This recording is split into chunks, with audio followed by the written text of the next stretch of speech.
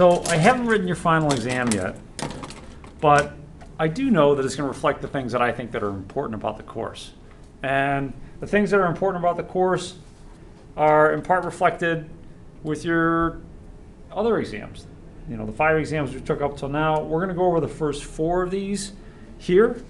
I'll have to do the 5th one after I finish grading it. One thing that I would expect is some work with complex numbers.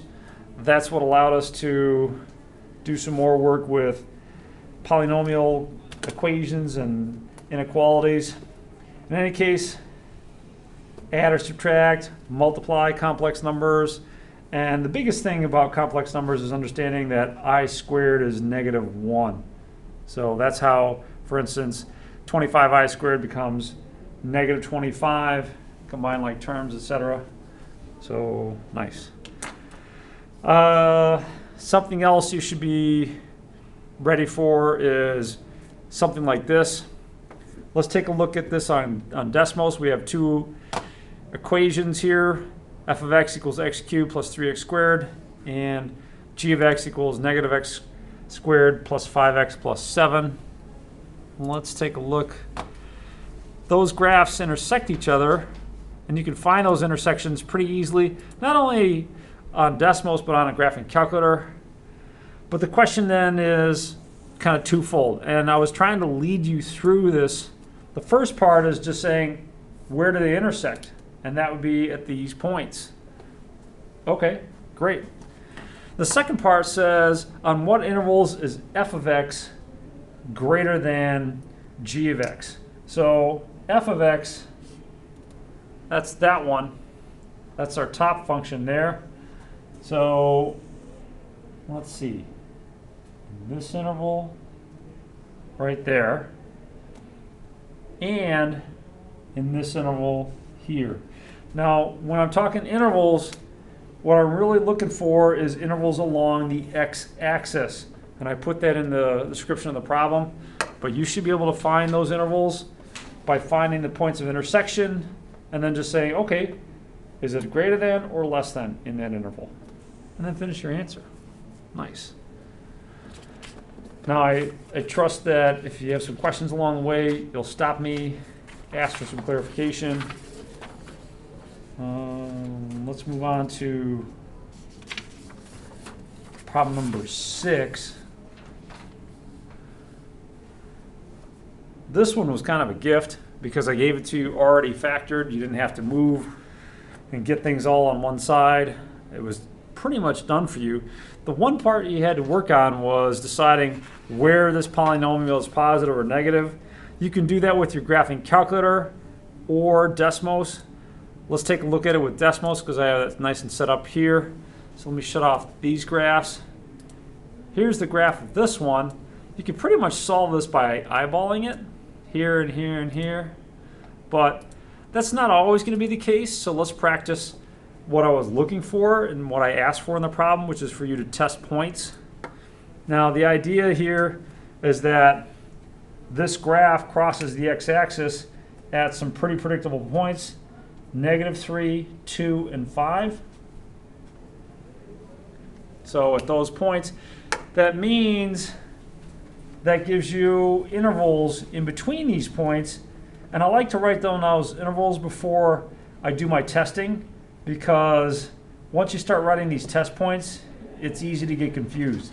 So you write down the intervals here, and then you pick points in each of those intervals and test them. For instance, let's test -5. So to do that, I created a little function. F of x is this. F of -5 is -140. Great. How about some other test points? My next test point was 0. 0 gave me 30.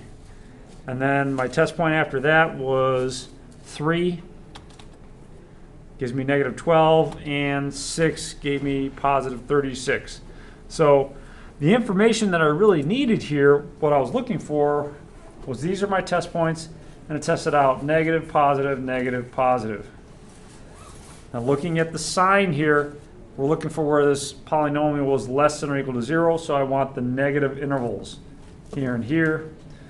Because this is a less than or equal to inequality, I'm going to include the endpoints. So that's why I've got the square brackets on these finite numbers here. Infinity and negative infinity always get a parenthesis. So,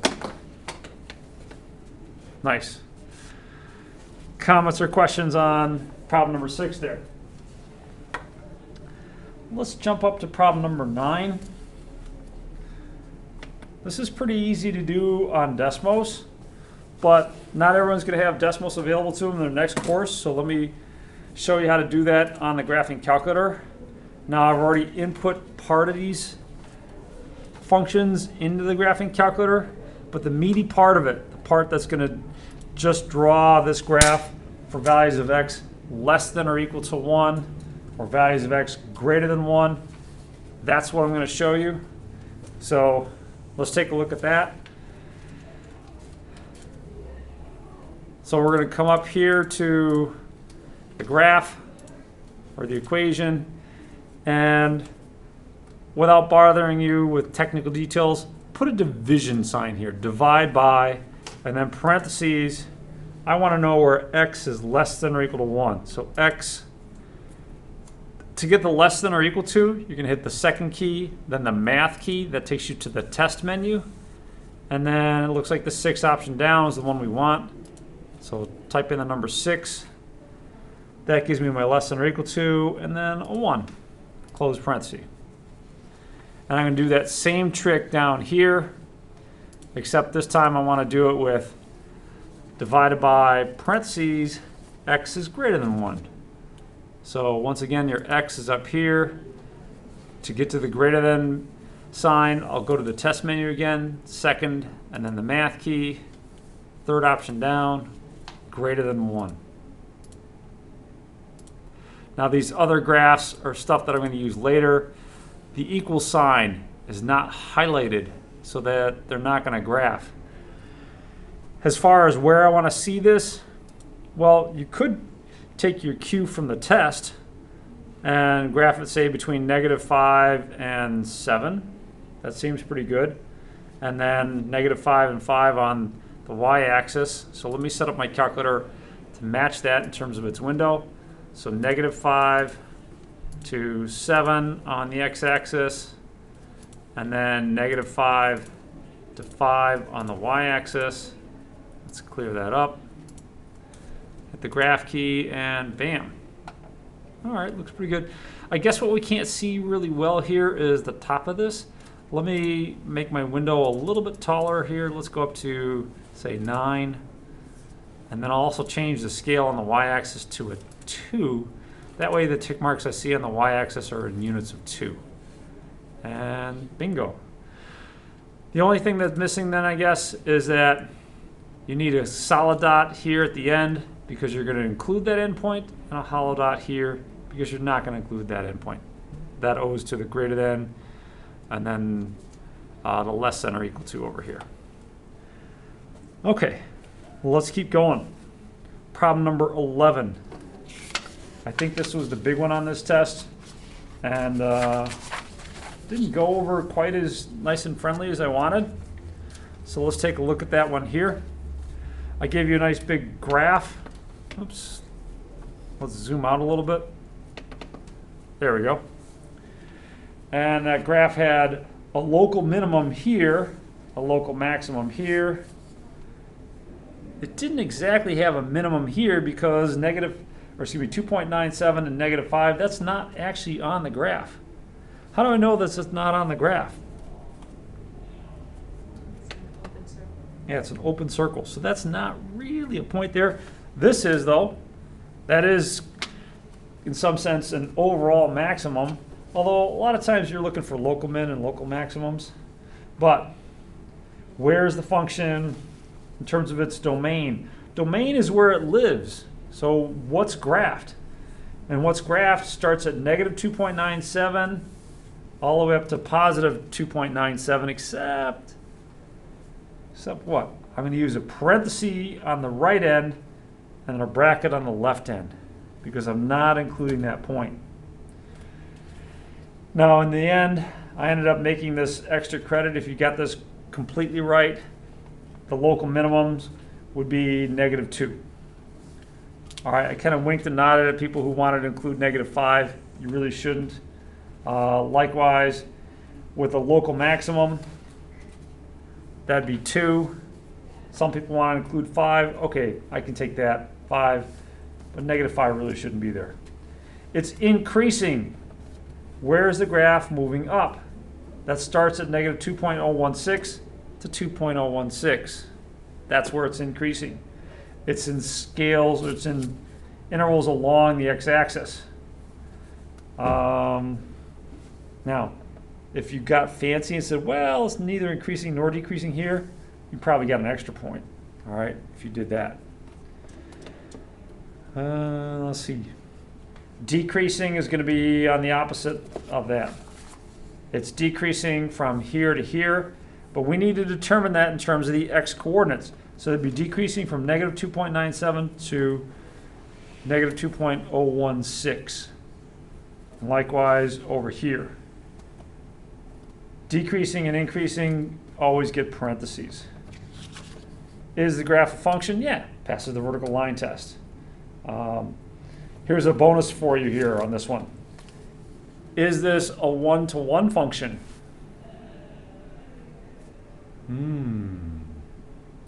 What does it mean to be a one-to-one function?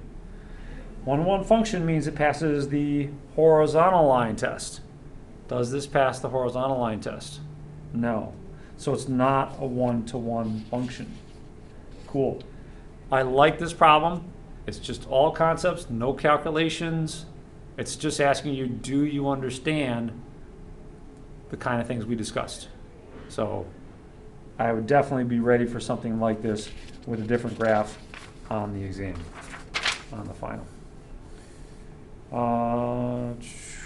Now, this isn't necessarily supposed to be everything that's going to be on the final, but these are things that, you know, if I were you, I'd make sure I didn't leave the course or didn't fail to study these highlights here. Let's move on to this one here. Oh, this is how you would do piecewise functions in Desmos. It's pretty simple. It's really nice. All right, let's move on to exam 2. And one of the things that we did, you know, a fair amount of was shifting graphs. So let me zoom out a little bit and take a look at some of these. These are graphs that you should be able to figure out. So if you're watching this at home at some point later, then maybe you want to take a moment, pause the video, and see if you can come up with the equations here. Let's start with the top one right here. What function gives me that shape? Is that the absolute value of x plus 5 plus 2? All right, it's an absolute value graph. Good. So this one's been shifted to the right by 5 and up by 3. The nice thing about your vertical shifts is that they're exactly what you think they would be. So it's going to be a plus 3. But if I want to shift to the right by 5, that is a horizontal shift, what should I put there? Be a minus. Yeah. Let's look at the next one down. Next one down, probably the one that you might be a little bit unfamiliar with.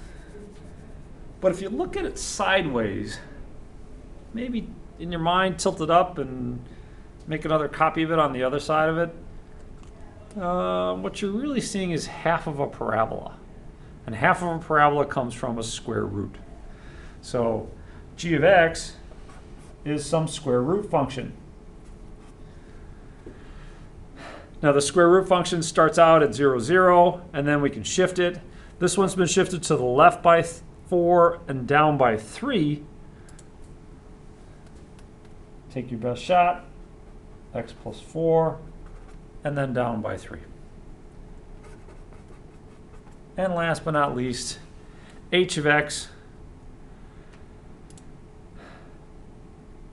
This is a parabola. It's been shifted to the right by 3 and down by 2. But one other feature has changed on this one. What do you notice about this one that's different?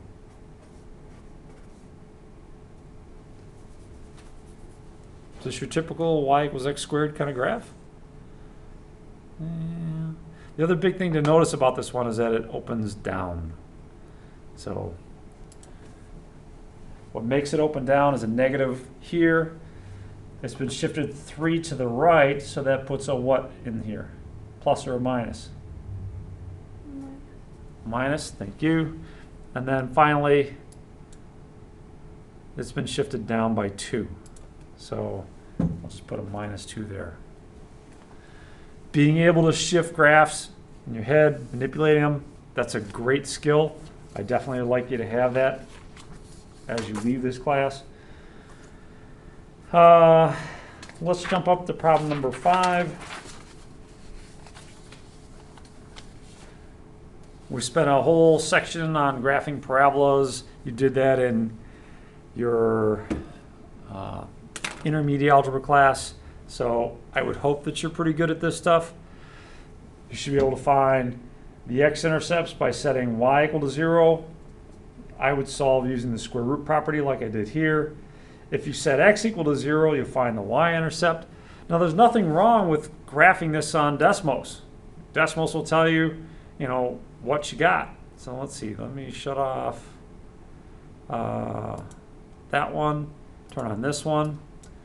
You can double check that things look right. You can take a look at the intercepts. Your y-intercepts should be pretty easy, but your x-intercepts, are those the right ones? Well, you can calculate a decimal value for -1 plus the square root of 2/3 or -1 minus the square root of 2/3 and see that it matches what you get on Desmos. So these values here should match what you get on Desmos. And I'll let you check that later. Let's move on to problem number 7 here.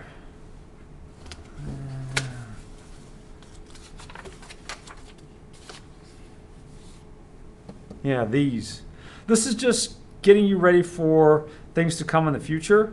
So it's not exactly a big part of this class, but it's worth my time here and yours to review it a little bit.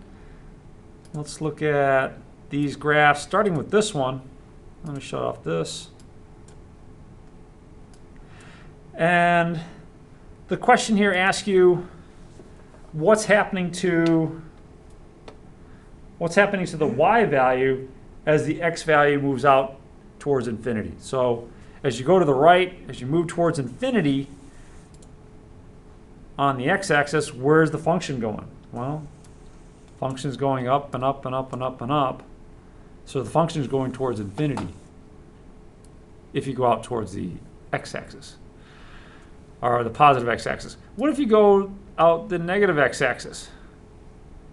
Now what's the function doing? What's it getting close to, although it'll never touch it? It's getting close to 4. You can see that by looking at the y-coordinates when you trace this. Eventually it rounds to 4. It says, well, you know what, that's so close to 4, I'm just going to call it 4. It technically never gets there. What about the other one? This one you might kind of remember, we had some theorems about it. If you have a positive leading coefficient with an odd degree polynomial, as x approaches infinity, y also approaches infinity. So that graph looks like this. And let me clean it up a little bit. And move out this way. So as you approach infinity along the x-axis, the y values just get higher and higher and higher. If you approach negative infinity along the x-axis, where are the y values going as you approach negative infinity?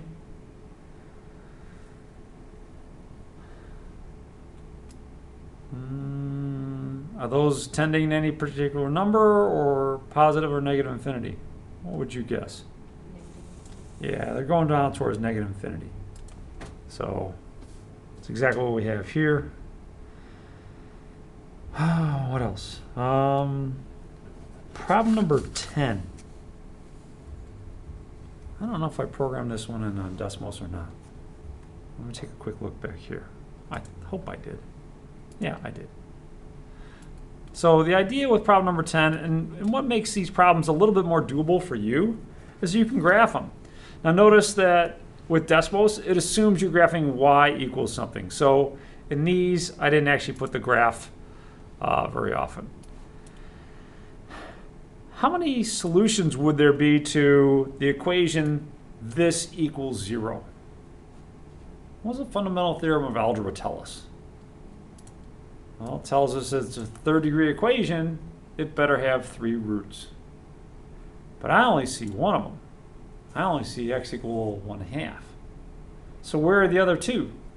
Where else does this cross the x-axis? It should cross in 2 other places. But this graph doesn't look like it's turning around.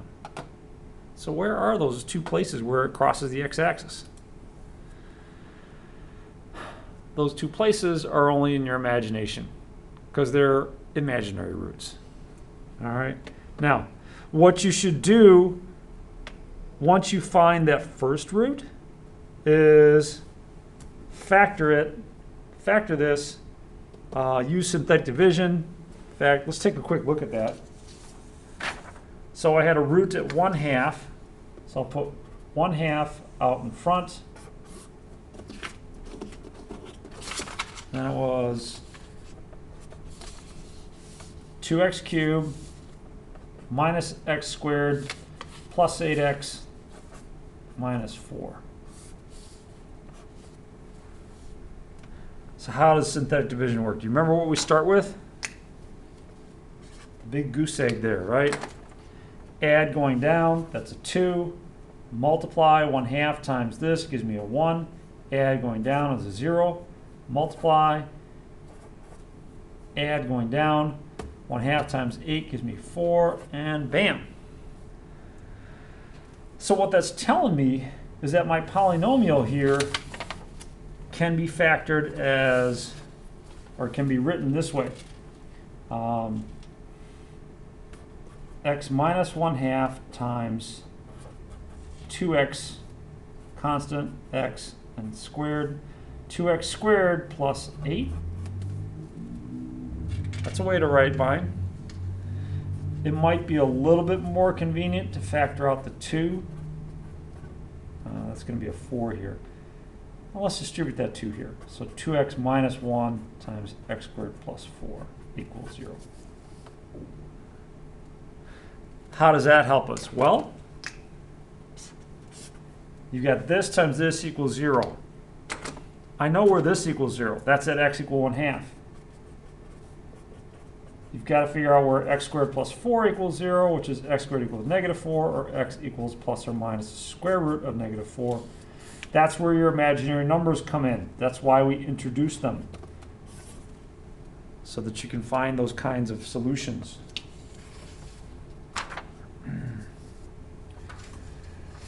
All right, let's keep going. That was 10.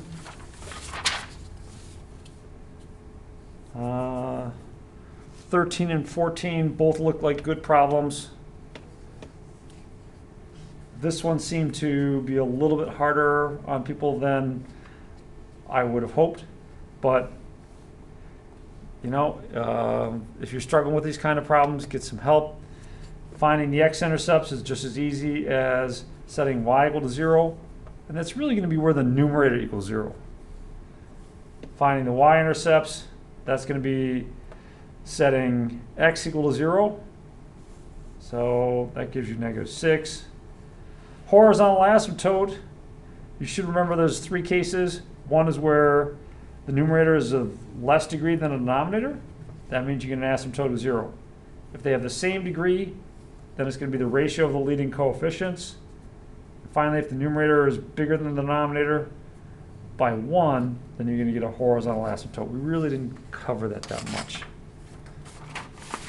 Ah, yeah. Bounce and wiggle. Just be ready for one.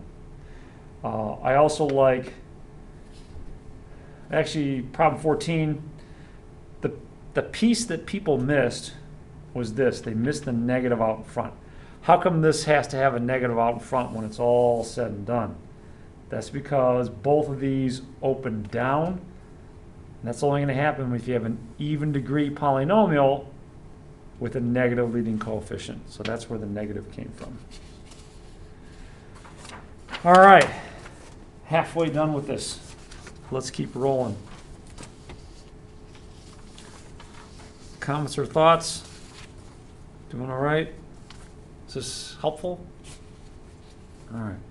Are you amazed how much stuff you forgot? The answer is no, because you remember all of this stuff. All right.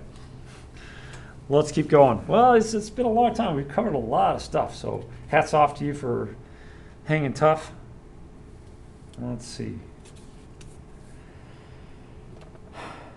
These kind of problems are kind of like what we saw in one of our other tests. We had a polynomial inequality. This is a rational inequality. You could actually graph this to try and answer this, but the graphs can get pretty confusing and messy, especially if you don't have a good window. So what I suggest is that we ignore a lot of the noise and just work with the easy parts. Now, I did cut you some slack here. I factored the denominator for you. You can read off that this has solutions at -5 and then positive 5 and then -4/5. So I put those points for you here. They're on the number line for you. That creates certain intervals. You also need to figure out where the numerator equals 0. And that's going to be at these 2 points, -6 and 2. When you get them all lined up on number line, then we can test some points. So I'm going to shut off these 2 graphs. Just press the enter key. That way they don't appear anywhere. I'll press the enter key here, but I'm not actually going to graph this. Notice that in the denominator, I had to put 2 sets of parentheses. One for the entire denominator, and then a set of parentheses around each binomial. So if I go to the end here, you notice I got double parentheses around that whole thing. You should have your calculator set up like mine with independent set to ask. Then you can go to the table function and just test any points you want. So let me clear out this. Let's test, say, for instance, -7 and then -3. Let's see, 0, 3, and 5. No, I gotta go a little higher, 6. There you go. So what's the important information we need here? Positive, negative, positive, negative, positive. All right, and that's reflected in my answer key, plus, minus, plus, minus, plus. Which intervals do we want? Do we want the positive intervals or the negative intervals? Well, since this is greater than or equal to 0, you want the positive intervals. Now, one last thing, you have to consider whether or not you want to use the endpoints for these. Which endpoints can you use, which can't you use? You don't want to use endpoints with a 5. Why not? What if I type in a 5 here? What's going to happen? I get an error. That's because the denominator is 0 at that point, and you can't divide by 0. So 5 gets a parenthesis. 2 doesn't have that problem. 2 is where the numerator equals 0, so we're okay there. If you were to check 2, oh, I get a 0. That's okay.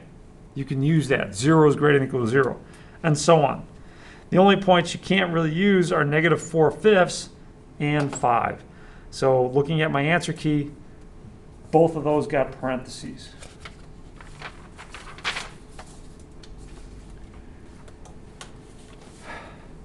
Just a quick note, I would expect you to be able to convert back and forth between exponents and logarithms like this, and maybe to also know some of the special properties like this. Properties of logarithms, yeah, that might be there. All right.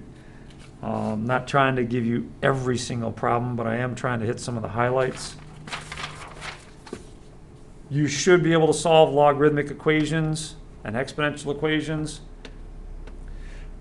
This one I remember came pretty much directly from the exam 3 preview. The idea was that if you divide both sides by 2 first, that makes your equation a little simpler. Subtract 9, even better. And then finally take the log on both sides. If you take the log base 7, you get this nice bonus calculation, right? Log base 7 of 7 to the x plus 3. That's just x plus 3 equals the log on the right-hand side. Move the 3 over there, you're done. So that was an exponential equation. There's two types of log equations. One where you say log of x equals log, or log of this equals log of this, so I can cancel out the logs. That leaves me with this, just a linear equation. And the other one, you should expect both, or be ready for both, is where you have to rewrite the equation. So kind of like the last problem, I used the product rule to bring those two terms together first. And then you can do, all right, 14 to this equals this. So 14 to the first power equals this. A lot of people miss this one because they didn't do 14 to the first power. They got rid of the log somehow, but they didn't put in the 14. So typically, my problems work out pretty nice, especially on an exam. So if you're not getting friendly answers, things that factor, then look back. By the way, you got to check your answers. You can't use negative 4, because that would end up giving you the log of a negative number. And that's outside the domain here. This one was meant to be easy. In fact, I like this problem so much, I gave it to my intermediate algebra students. The question is it consistent or inconsistent? So we're definitely in a new chapter at this point. This is chapter 10, I think. It's consistent if you have a solution. It's independent if the lines are different. Well, clearly the two lines are different. But what does it mean for a system of equations to have a solution?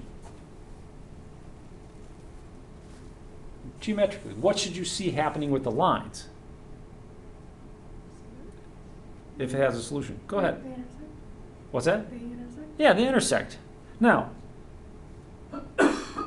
these lines don't intersect on the graph, but will they intersect?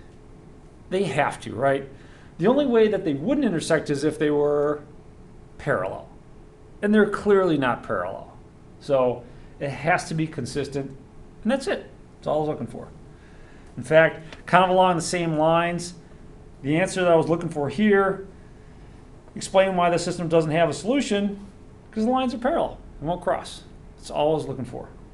Nothing big there.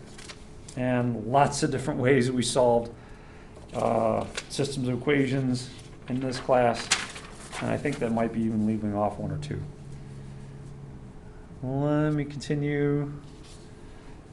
You should be able to solve a system of equations using an inverse matrix. Let me just take a look at my notes. You should be able to solve a 3 by 3 by hand if I asked you to. I'm not sure that I will, but you should be able to solve a 3 by 3 by hand.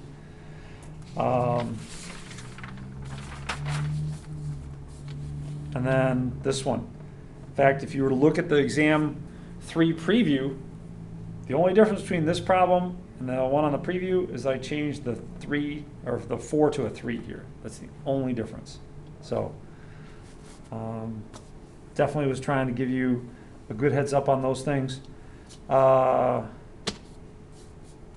You're going to have to look at the graph here. I'm not sure if I have that one graphed on Desmos or not. Let's see. That's problem number 18. You know what? I think I did this one on the graphing calculator. So let me go back here and shut this one off. Turn this one on. Let's clear that out. Let's see, I'm trying to think what I want to do for the window. Let's go -2 to 2 on the window in the x direction. I'm not sure what to suggest on the y direction, so I'm just going to leave it at what I got there. We can go back and fix it later if we need to. Oh, that actually works out pretty good. So what you have to do here is figure out, well, where is it crossing the x-axis? Now I can see that it looks like it's crossing at 0. If you're not sure, you can hit the trace key, and it puts a cursor on there. It says, oh yeah, 0 for x gives you 0 for y. All right. What about -1? Is that on the graph? Yeah, -1, that's another intercept. But this one's not a nice even number. So if you needed to find that, and you're on your graphing calculator as opposed to Desmos, here's how it would work. You hit the second key, then the calculate key, takes you to this menu. You want to find a 0. So you type the number 2. It says, okay, find a point to the left of your root. So press enter there. And it says, all right, now give me a point to the right of the root. So you move over a little bit so you're past the root. Press enter again. Press enter one last time, and then bam. That gives you your root. Much easier, of course, on Desmos, but it works great here too. And once you have that, you can answer the rest of these. You want to know where it's positive. That means where the graph is going to be above the x-axis. So that's between -1 and 0, and from this point to infinity. Done. All right. Again, not looking for something terribly hard there. The harder ones, that would be problem number 19 in this section.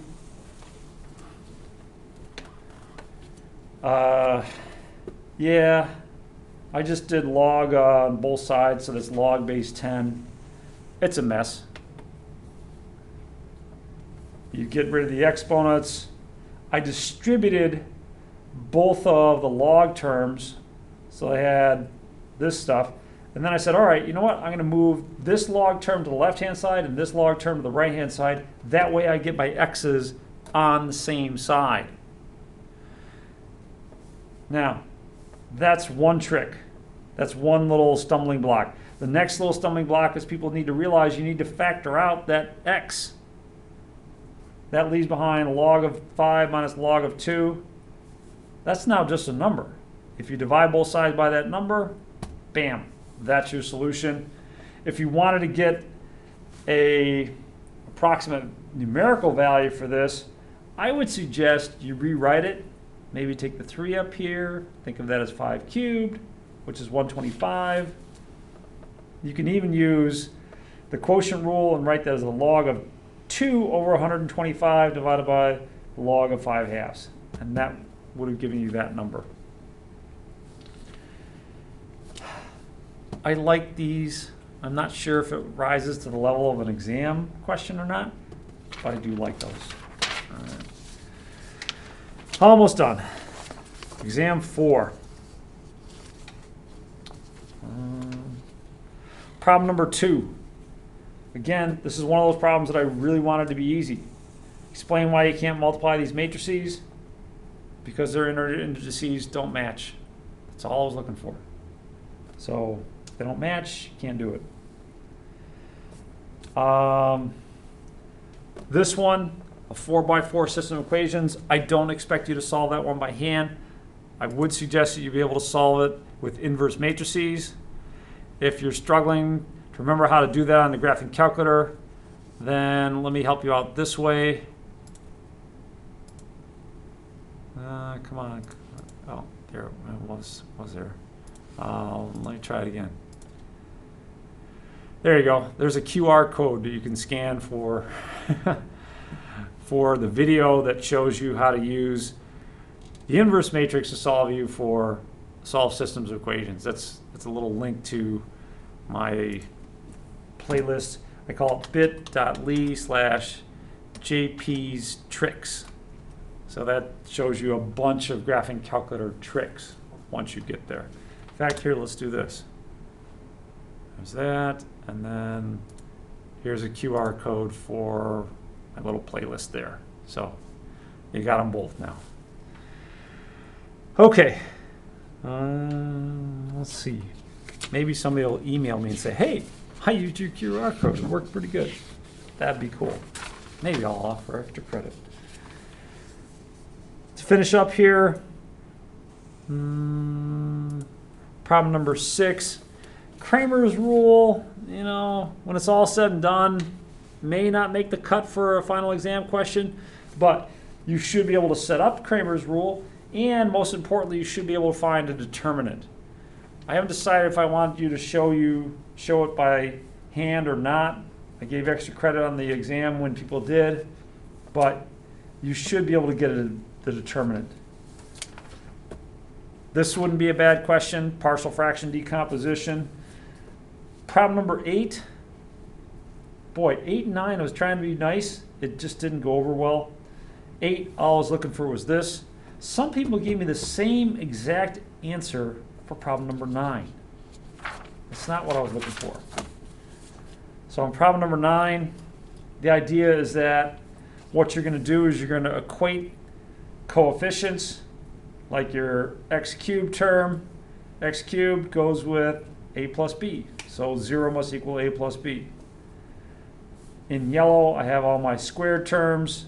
So there's all my squared terms in yellow. That gives me another equation, and so on. So all I was asking you to do is set up this system of equations. I didn't even ask you to solve it, though you could. If you downloaded the blank exam for exam 3 here, it would give you this already shaded. That's just because I did that for myself, because I was eventually going to print out an answer key. The shaded region is something that you would have to come up with, and the odd thing is that I let you guys use Desmos on the exam, and very few people used it on this problem. I'm not sure I understand why. So, oh, that's a cool one. Let's just leave it there. Let's go here. Graph. Let's see. It was 2x plus 3y is greater than or equal to. And if you just type them in one after the other, the greater than sign, then the equal to sign, it'll put that underneath there. Greater than or equal to 12. Bam. There's one of them. And 3x minus 18 is less than or equal to y. There's the other one. So that's what I was looking for. Now, I was actually looking for a little bit more than that. I was looking for you to realize that the solution is actually the shaded region where they overlap. That's the solution. And I did ask for that very carefully. I said clearly mark your solution. So that's right here. That's your solution region. So this is how I graded it. You should have had a dashed line here and a solid line here. Oops, you know what? I didn't get a dashed line because I forgot this is just a greater than. So let's just do that. Isn't that wonderful? Desmos even knows how to dash your lines for you. That's special. Cool.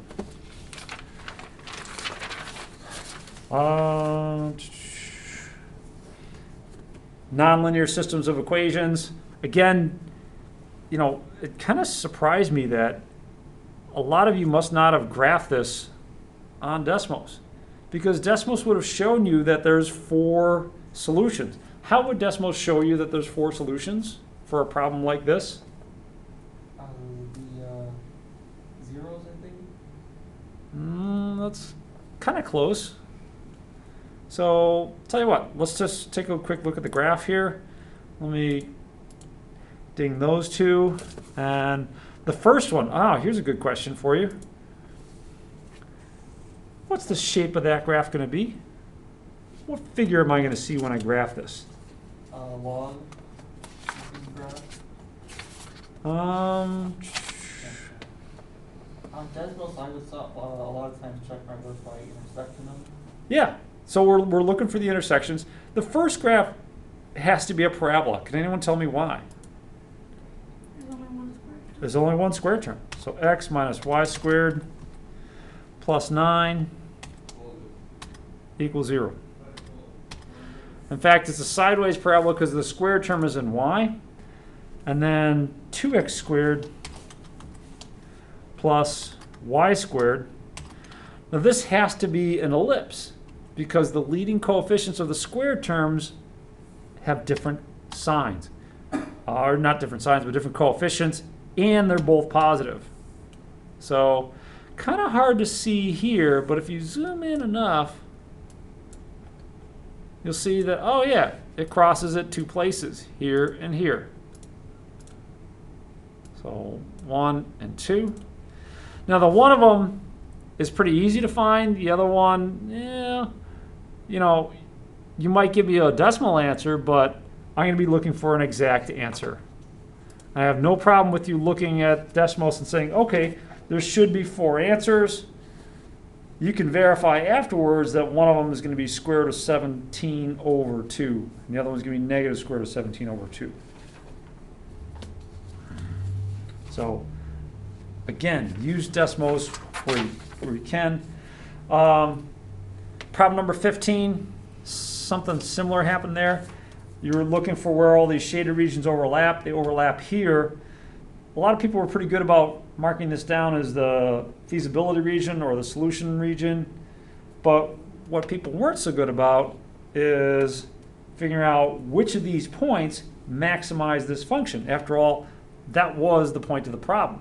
So a lot of people left off this last piece here, and they missed some points because of it. So you should also be expecting to graph an ellipse or a hyperbola or parabola, some basic shapes there. You know, some boilerplate stuff for graphing these things. You know, if you figure out what P is, you move up from the vertex to find your focus, you move down to find your directrix. Please give me an equation. Don't just give me -4. Give me y equals -4. That's assuming you want credit. So, and maybe reverse engineer some of these things as well. So, all right, that's a pretty good review. I think that should keep you busy. If you run out of those things to study, then keep in mind on the website there's plenty more things you can study. If you click on exam previews, these are the exam previews that I created for you during the semester. And these exam previews have questions and answers. Unfortunately, I don't have all the work that goes with it, but you know, if you needed to, reach out and get some help on the work. So, good skill. See you next week.